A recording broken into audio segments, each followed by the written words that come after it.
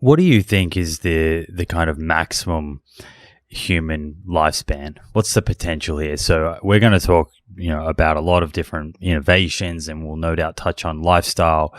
But with all of the exciting stuff that's happening and your understanding of what's causing aging and the field's understanding of that, what do you think is the limit? Is there a ceiling? Are we talking about getting more people to live to, say, 120 years, which I guess around there many may say is the kind of maximum human lifespan?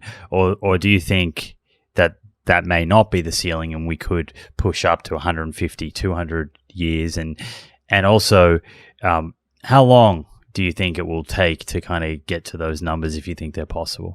I think we're going to accidentally end up talking about longevity escape velocity in this question, actually, because I think that it's sort of it's an ill-defined question, which I guess is a scientist's polite way of saying it's not necessarily a very easy question to answer. The trouble is that I think, if you were to give someone the absolute best dietary advice, health, healthcare, all of these different things, probably, given that we've had so many billions of people alive on Earth, 120, maybe 130 is probably the maximum life expectancy we could look at. Because, throughout all of human history, in terms of, people who've got well recorded, they've got a birth certificate, they've got a death certificate from a sufficiently modern time that we can be fairly sure it was true. 122 and a bit seems to be the maximum human lifespan. And in fact, no one's even approached that. That record, astonishingly, was set in 1997. And in the intervening sort of 2.5 decades, we still haven't got anywhere near. And in fact, the current oldest person is going to have to live quite a few more years. It's going to be quite unlikely that they're going to beat this record set by Jeanne Calment. So I think even with the absolute best current understanding and current interventions that we have available to us, that probably is something of a ceiling. However, I think that's a bit of a sort of misnomer, a bit of something that we shouldn't be seeing as a ceiling from the perspective of people who are alive today. And the reason for that is that we just don't know what the developments are going to be in aging biology. And these are a whole new paradigm in medicine. So what we do at the moment, most of medicine is treating these endpoints. It's treating cancer, it's treating heart disease. Hopefully sometimes it's preventing cancer or preventing heart disease, but ultimately we're often targeting these individual diseases. And if you get someone who's 80 and you cure their cancer because of, amazing modern cancer medicines, not to detract from, how incredible that achievement is, they're still going to be in an aged body. They're going to be, in fact, in an aged body that's been battered by 5 years of cancer treatment, maybe to get rid of that cancer. So they've probably got a bit of heart disease going on. They're probably, edging into the first part of dementia and so on and so on. So there's something else waiting in the wings to kill them just a few years later.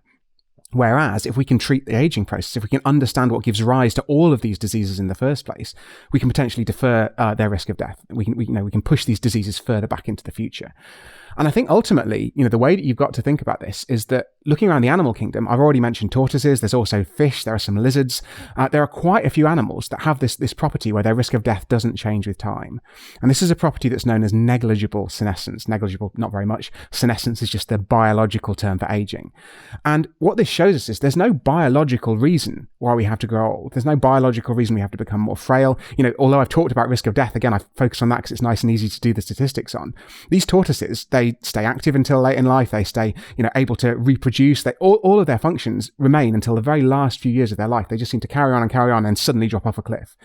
And so, well, the first thing to say is that there's all this aging medicine. We've talked a lot about lifespan. It's about increasing health span. It's about increasing the amount of time we're able to do what we want. It's about increasing the amount of our lives which we are free from disease. But ultimately, if you're not getting those diseases, and these diseases are causing the majority of death in particularly the rich countries, but actually all around the world, if you're not getting the cancer, you're not getting the dementia, you are going to die a bit later, almost as a side effect of improving how healthy you are. Now, to sort of rewind back, I mentioned longevity escape velocity right at the start of this answer. The reason that becomes relevant is imagine the average person in a rich country these days is about 40 years old. So imagine you're that average person. I am almost that average person, actually. I've got, fingers crossed, I've got something like 40 or 50 years of life left ahead of me if nothing in particularly special happens to life expectancy. And again, if we follow all the good health advice, if we get a bit lucky, we can probably hope to live into our 90s. What does that mean? Well, that means there's 50 years of biology development ahead of us. And we're already in a position, I'm sure we'll talk about some of this, as we go through the conversation. We have a few longevity drugs that could be available in the next 5 or 10 years. I think that's, fairly likely that something is going to make it in the next 5 or 10 years. And that means because we're going to live long enough to benefit from that first generation of longevity drugs, it might only add a few years to life expectancy. It might just keep us healthy a little bit longer. But that means you've got a little bit more time on top of those 50 years for biologists to carry on doing that development.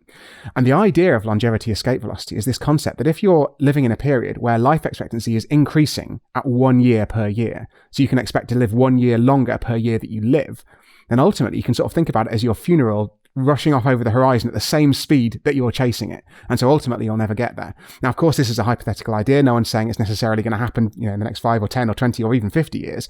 But this idea that by buying yourself more time, you can extend your lifespan by allowing yourself to benefit from more scientific developments, that's a really powerful idea. And whether that means we're all going to live to 1,000 or, whatever crazy number some people might pluck out of the air, it certainly means it's very hard to put a number on how long people in roughly middle age, in the modern world can expect to live. Because it really depends crucially on how lucky we get with a lot of this aging biology development, and crucially how much funding we put into this research. Because ultimately it's, staying alive long enough, staying healthy, following all the health advice in order to live long enough to benefit from these treatments to then live longer, and so on and so on and so on. And who knows where we might end up. Yeah, I really liked a quote from your book that said, at the moment, every year you're alive sees your probable date of death recede a few months into the future. Yeah, it's a crazy thing to think about, isn't it? That, it's literally just by effectively doing nothing, watching medicine improve in the background. That's what's going on.